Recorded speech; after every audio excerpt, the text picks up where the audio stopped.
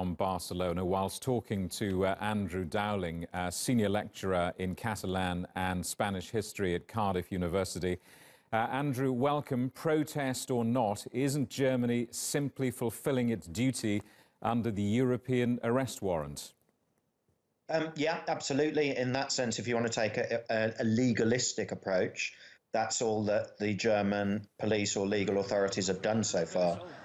So it's, but obviously the Catalan question is a political problem. And so just using legal mechanisms has major political implications.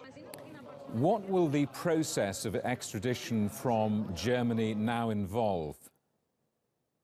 Well, firstly, the Spanish authorities will be required to demonstrate to the German authorities that the charges they've accused Puigdemont of, which you mentioned in your report of sedition and rebellion, can be supported by evidence. So the Spanish authorities will be required to produce a large amount of documentation. But I think one of the significant things about him being arrested in Germany and that he wasn't arrested in Belgium is because the German legal code has a much closer definition of sedition and rebellion or challenges to the constitutional authority. It's much similar, in fact, to the Spanish constitution, whereas the Belgian constitution and the Belgian legal system didn't have those same clauses. So it meant Puigdemont, in a sense, was safer in Belgium than he's likely to be in Germany.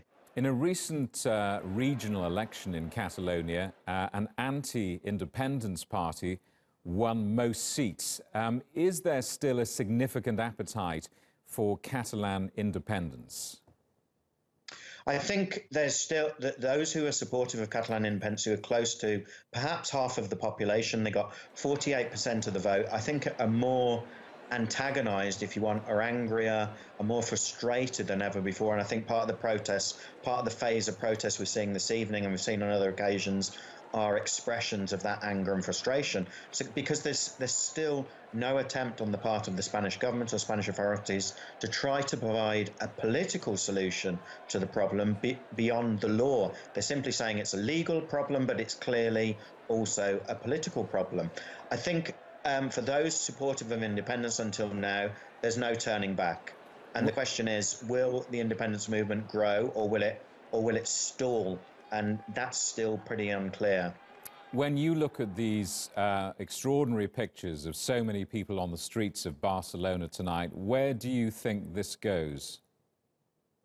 Well, I think there is potential now for, if you want, radicalization. The Catalan independence movement has been an incredibly peaceful movement over the past 5 years. The first incidents of violence were actually those of the Spanish police. But as I said, a minute ago, there is growing anger, there is growing frustration. I think what's also significant about this evening, it's the Catalan regional police who are stopping the protesters, whereas on the 1st of October 2017, it was the Spanish police authorities. So what we're also seeing is ever greater internal divisions in Catalan society. And I think there's no immediate end to this in sight.